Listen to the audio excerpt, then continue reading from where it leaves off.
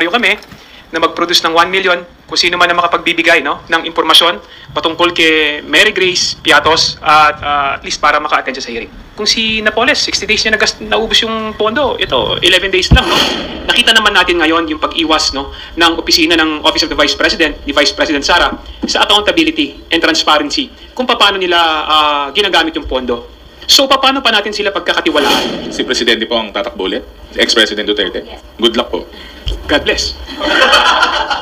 Sa isang interview na hindi siya dadalo rito kahit na nag-serve din personally nung Quadcom, nag-serve din ng committee secretary sa kanya ng invitation sana. Ano pong masasabi niyo? As the Vice Chairman ng Blue Ribbon Committee, nakakalungkot nga na hindi pupunta ang ating Vice President dahil marami siyang dapat na ipaliwanag tungkol dun sa mga nangyayari. At syempre kailangan ding umattend yung mga pinatawag ng House. Sa totoo lang, gusto na rin naming matapos yung investigasyon ng Blue Ribbon sa committee na ito para makapag-file na rin kami ng committee report. At sa katunayan, dahil sa gusto nga nating matapos na yung hearing sa committee na ito, kami sa Blue Ribbon Committee at saka sa Quadcom, aming binibigyan ng importansya na kailangan dumating yung mga ipinatawag natin. Lalong-lalo na pati yung mga pumirma ng mga acknowledgement receipt. So, nag-usap-usap kami, voluntaryo, na magbibigay kami ng pabuya ng 1 million pesos sa kung sino mang makakapagsabi o makakapagbigay ng impormasyon kung sino si Mary Grace Piatos. So, kami sa committee ng Blue Ribbon at saka sa Quad Committee, nagboluntaryo kami na mag-produce ng 1 million kung sino man ang makapagbibigay ng impormasyon patungkol kay Mary Grace Piatos at least para maka-attend siya sa hearing. Sundan ko lang naman, napakadami na pong imbitasyon lalo sa mga sumusunod naman po sa ating hearings. We've been lenient enough na bigay na pong imbitasyon, meron na pong mga orders for the resource person. So, nag-aanday pa rin po tayo. We've shown that the House has been fair and the committee has been doing its job with lahat na po ng klaseng diligence binibigay naman po namin sa respeto. So, it's about time na they attend and they explain ito pong mga anomalya na nangyayari. Itong sabi nga ni Congressman Jay, sama mo na rin si Chippy McDonald. Saka sino po yung mga fictitious na tao na mention niya. Siyempre yung pinakasikat si Mary Grace Piatos na patuloy po nating hinahanap para mapaliwanag po yung mga acknowledgement receipts na andyan na po na kumbaga nag-trending na yun. So, but again, the committee is doing its work. Tuloy lang po kami kasi gusto na rin po namin na matapos na rin yung investigasyon at patapos na rin po ang session namin, may mga ilang araw na lang po. In addition, napaka-importante kasi na maipakita natin kung sino ba talaga yung mga taong tumanggap ng pondo o pera galing sa confidential fund ng Office of the Vice President. Kasi sinasabi ni VP Sara na peke daw yung mga acknowledgement receipt na ipinakita sa hearing. Itong mga acknowledgement receipt na ito, galing po ito ng Commission on Audit. At sinabi nga ng Commission on Audit na ito yung mga ipinasa na acknowledgement receipt ng Office of the Vice President. So, paano mo sasabihin na ito ay mga peke? Ang pondo ay nagastos ng 11 days.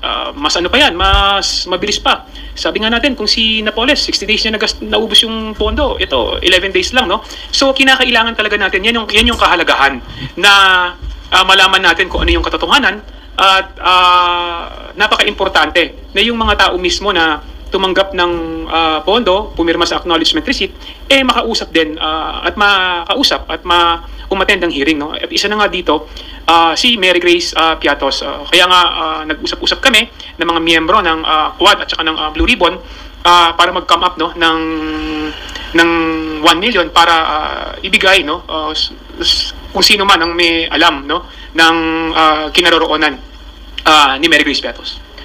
Opo. Kung quick follow-up lang po about dun sa good government hearing, may balita rin po ba kay OVP Chief of Staff Yusek Zuleika Lopez? Kasi sa letter niya ang kanyang balik November 14. Are we hoping na sa next hearing natin ay makakadalo na siya? Do we have a new invitation na sent to Yusek Lopez office?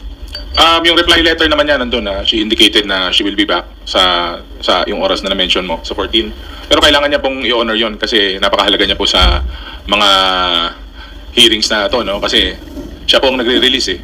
Ah, mas marami po siyang masasagot na importanteng mga katanungan, and hopefully she would shed light dito sa mga anomalya na nahanap po ng Good Government Committee. Salamat.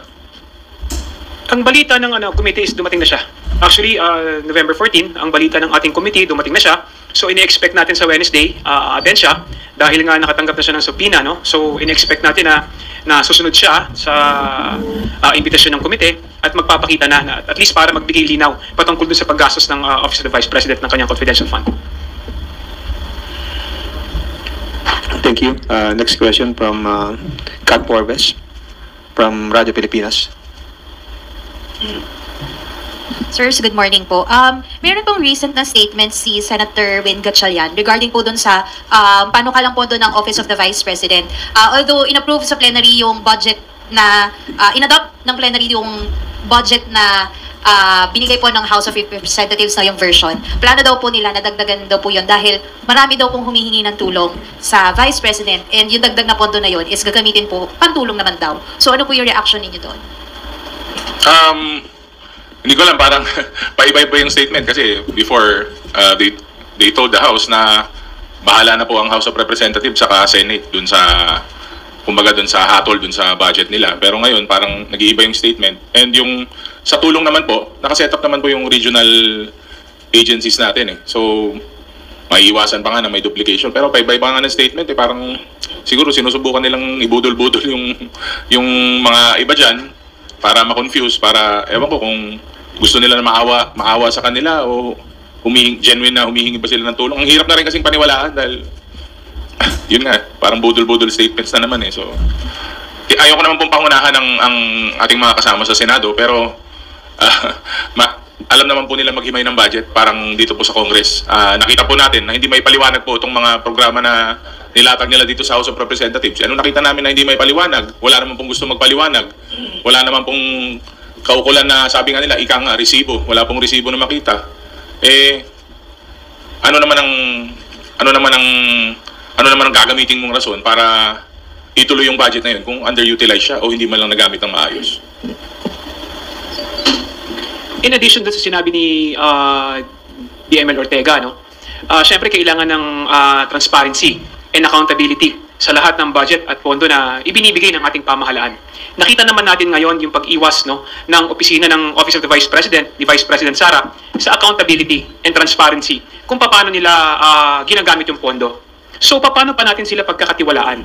Yung 700 plus million na ibinigay ng Kongreso at saka ng Senado sa kanya, tingin namin is tama na yon. Kumbaga enough na yon para makapagpatakbo ng kanyang opisina. Kasi nga paano mo pagkakatiwalaan kung hindi niya mai-account, no, yung pera na ipinagkatiwala sa kanya ng ating mamamayan.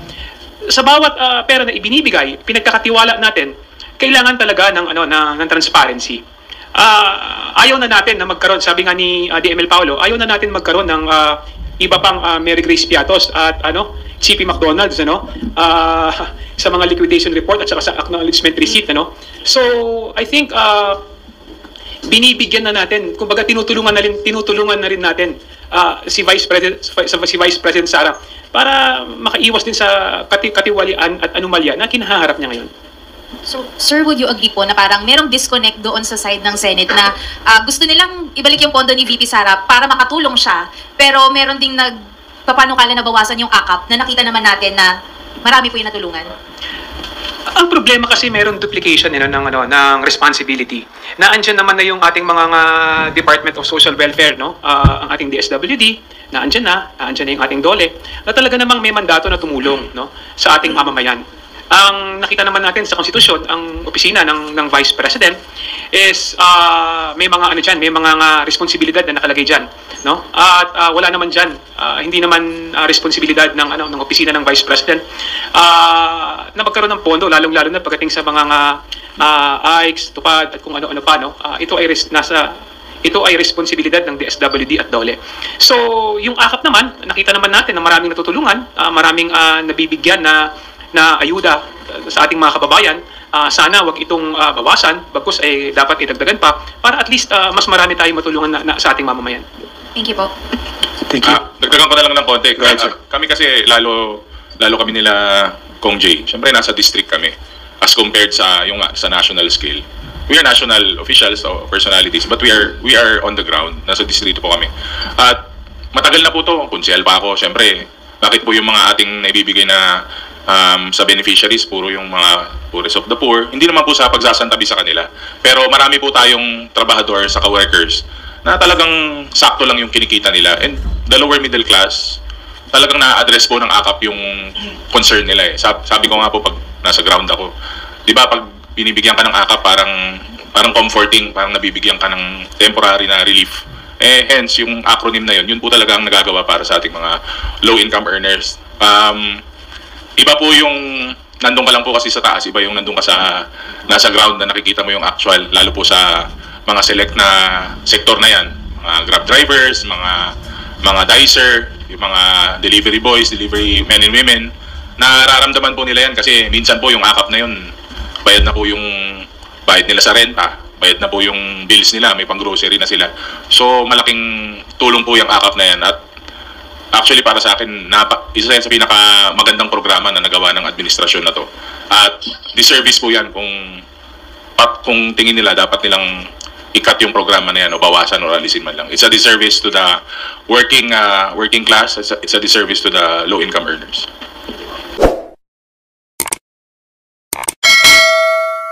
Welcome to Team Sam TV, your channel for the latest news updates. Here, we break down the biggest stories from around the globe, covering everything from breaking news to politics. Whether you want to stay informed or just catch up on what's happening, we've got you covered. So, don't forget to subscribe and hit that notification bell so you never miss out on the latest news. Join the Team Sam TV family, and let's explore the world together, one update at a time.